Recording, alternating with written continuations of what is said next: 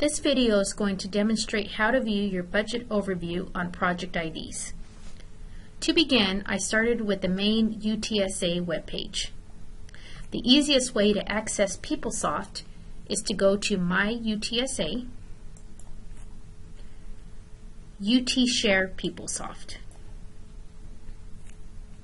If you don't see this box, that is okay. Just simply click on Allow me to pick from a list, and then select your institution. Hit Continue. The login is the same login that you use each day on your UTSA computer or laptop.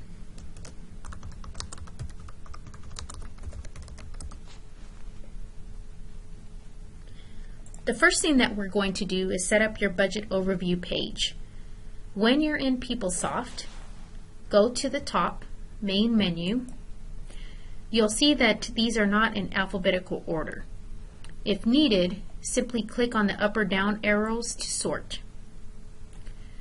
We will go to Commitment Control, Review Budget Activities, Budget Overview.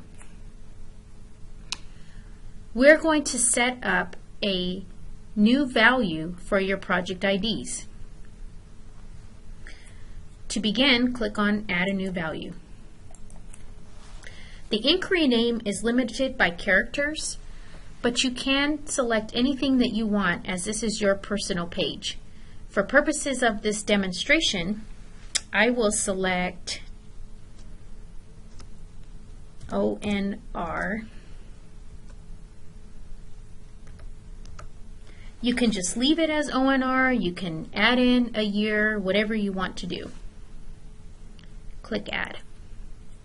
At the top, I like to put in the project ID and then a description afterwards to help me ensure that I'm looking at the correct project. Again, you can put whatever you want here to help you remember or to help you name the project that you're looking for. You will come down and next to Ledger Group, you will click on the magnifying glass and you will select Grants Child. For projects, it always has to be Grant Child. The Ledger Group does not need to change. The detailed budget period does not need to change. The From and To sections should be left blank. This allows you to review the entire award period and does not limit it by year. You'll see several chart fields down here. These are all used to help you search for a project ID by department, cost center, business unit, and so forth. Since we know our project ID, we will click next to project, delete the %, and then enter the project ID number. When you enter this information, hit Save. Once it has saved, we can go up here and hit the Search button.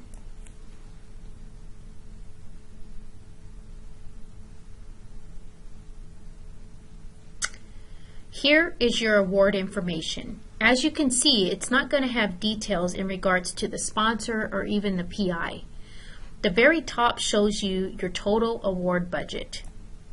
The expenditures are the total expenditures to date, encumbrances, and so forth. This down here is your available budget to date. There are several different sections in the budget overview. The account column is basically separated by type of expenditure. For example, salary, benefits, so forth. There is a chart that we will provide, as unfortunately PeopleSoft does not name these and instead assigns these codes. The fund is basically determines whether this is a research or a non-research project, as does the function. The department is the department where the project is held. All projects are a PeopleSoft business unit of UTSSP, which is basically an acronym for sponsored programs. And then, of course, you have your project ID, your budget that was initially awarded per category, expenditures, encumbrances, your available budget in each category, and the percent available. There's a couple of options that you have when viewing your project. The first is you can click on this arrow to pop this screen out. That way you see everything in one setting without having to scroll back and forth. Another option is to personalize this information. For example, there are certain things that you might not want to see. Perhaps you don't care about the fund code. If you don't want to see that, you can click it as hidden, and then it will not show up each time you pull up your account information. To view expenses, you simply click on the line. So the first one we're going to look at is under the expense column, salary.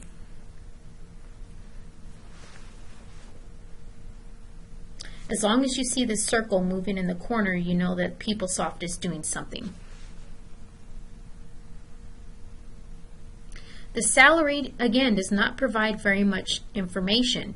It will provide a transaction date and an amount. However, this will give you a general idea of the expenditures that are posting and the available amounts in each category. Here's a better example of other direct cost. If we click on the expense, it will break it down into the expenditures that have hit the project. In categories such as other direct costs and stipends and tuition, you have the opportunity to view what the expense is. So for this example, we will click on the drill down button. Next to the report ID, you will see another icon. You can click on that. And this is going to open a new screen for you to view this report ID and see exactly what the expenditure is. As long as you don't have a pop-up, I suppose.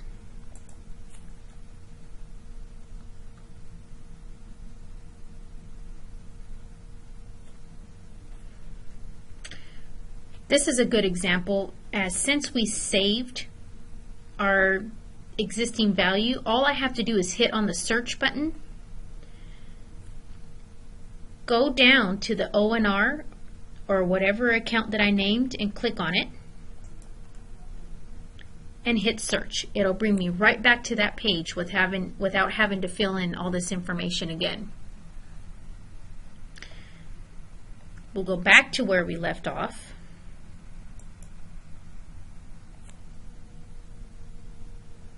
Click on the drill down, report ID,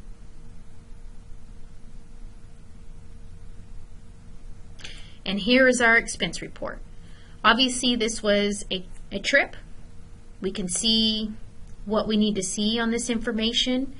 You can see if it's been approved, which it looks like this was approved on Friday. You can see the amount and so forth. When you're done, since it opens in a new tab, simply close out the tab, hit OK, and you're right back to where you left off. The same holds true for the voucher ID.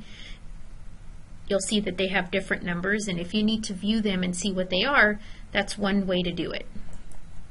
For items such as salary and benefits, you can work with your RSE to help you determine who the salary belongs to and the period that the salary is posting. Here's another example. 4140 is a scholarship and fellowship line. So if we click on the expenditures, similar to the salary, it will show us the transaction date and an amount, but it does not show us who the scholarship belongs to. Anything that is referenced by a journal ID will not have details. If it's referenced by an expense report or a voucher ID, it will have details.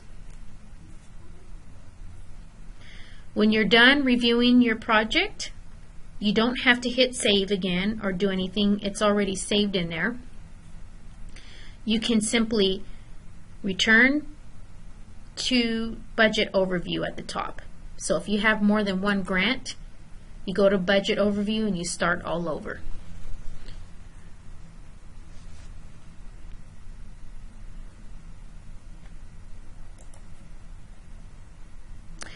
Say that you did not want to save the project ID as you did, or your grant has ended and you no longer need it.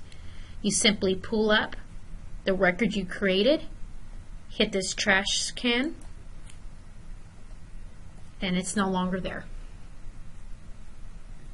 I hope that this information is valuable and helps you to learn how to navigate through your project ID. If you have any questions, please contact the RSE and we will be happy to walk you through this process. Thank you.